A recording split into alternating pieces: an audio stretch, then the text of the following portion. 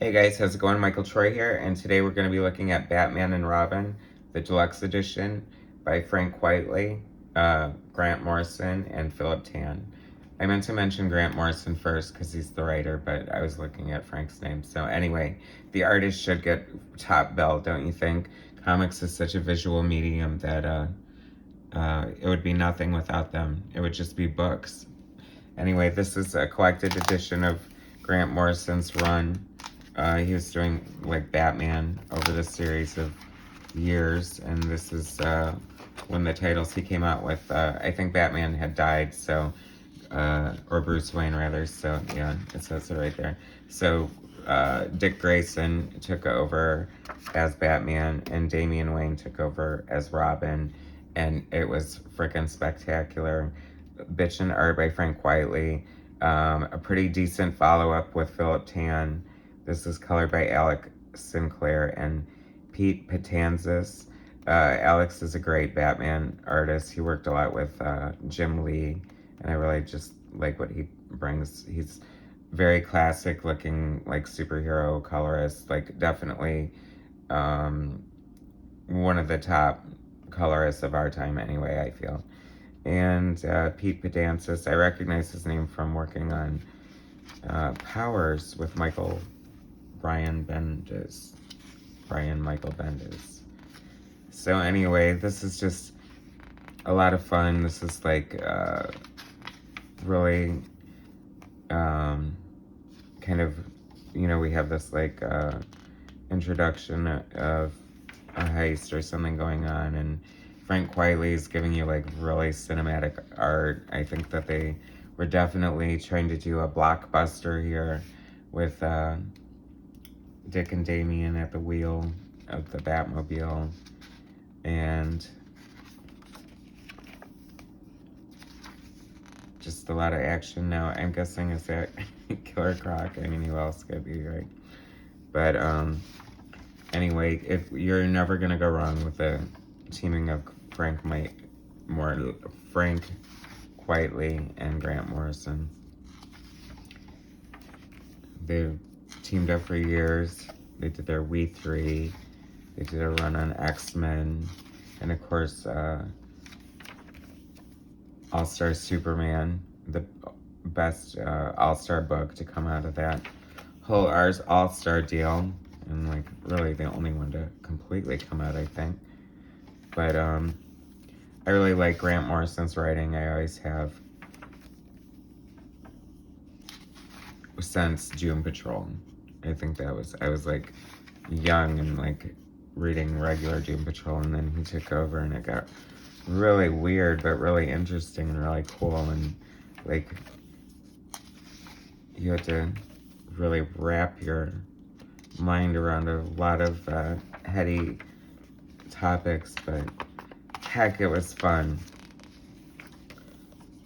So I followed Grant a lot on his other projects, but not everything.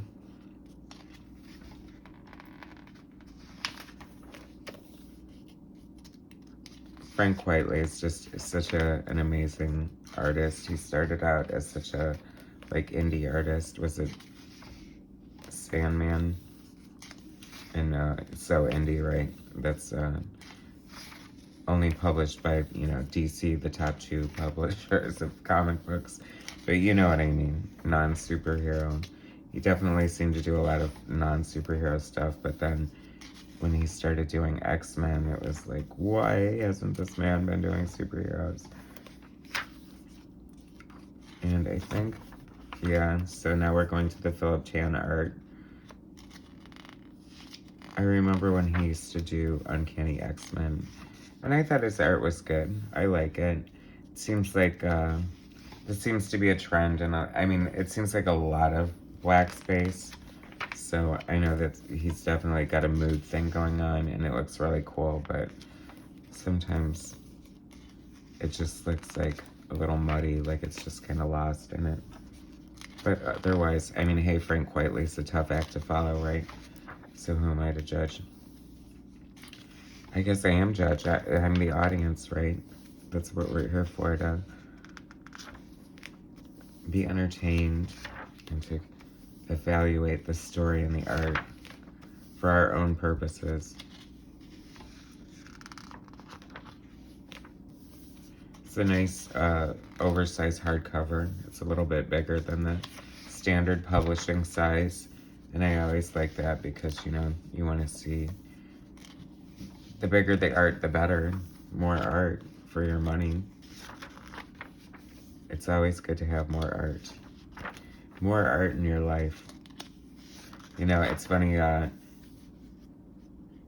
sure a lot of people just read comics for the stories. I mean, everyone has to appreciate good art, but I don't think it's imperative. Maybe leave that in your comments if you feel like letting me know that how important art is to you, if it's a deal breaker. If you follow books for the artist, if you follow for the writer, if it's just for the character. I mean, I think it all has to do with a lot of that, you know. Like, I'm a pretty hardcore Wonder Woman fan, but if I don't like the creative team, I don't buy it because I don't reward bad work. I just think if you support a book that has a bad creative team or something, they might think that it's good and, you know, want to give them more stories that we don't want. Some concept sketches and stuff. The DVD extras, as I like to call them. It's always fun to see the design. So that's a riff on Detective Comics number 27. It's not a super obvious riff, and unless it's obvious to everybody else but me. But it's fun to see his art, black and white, because I think he stopped inking his work. I think they just produce it from his pencils, if I'm not mistaken. Which I'd rather have inked art, to be perfectly honest with you. Some new characters, designs. He was scary, like a pig mask looking butcher that's very, you know, Texas Chainsaw Massacre. And the grave digger. Flamingo. That's a good name. And this is a great design. I love it. Nothing special about the book. No embossing or anything like that. But so this is the hardcover deluxe edition of Batman and Robin by Grant Morrison, Frank Quitely, and Philip Tan. And this is when Dick and Damian took over as the dynamic duo. It was a lot of fun. Anyway, so thanks for watching. Please subscribe to my channel, hit like, and all that good stuff, and I'll bring you some more content later. All right, thanks, guys.